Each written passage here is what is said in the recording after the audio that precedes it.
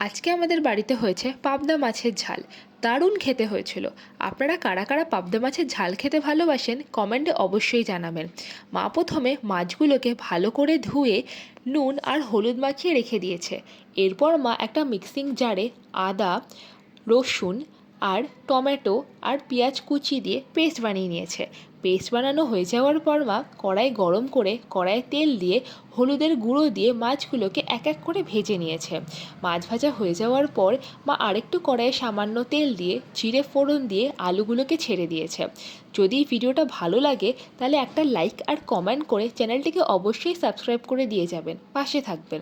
এরপর মা স্বাদ মতো নুন, লঙ্কার গুঁড়ো, হলুদের গুঁড়ো আর এই পেস্টটা দিয়ে ভাজা ভাজা হওয়ার পরে জল দিয়ে মাছগুলোকে এক এক করে ছেড়ে দিয়েছে। মাছ ছাড়ার পরে মা এটা 2 মিনিট ফুটিয়েছে।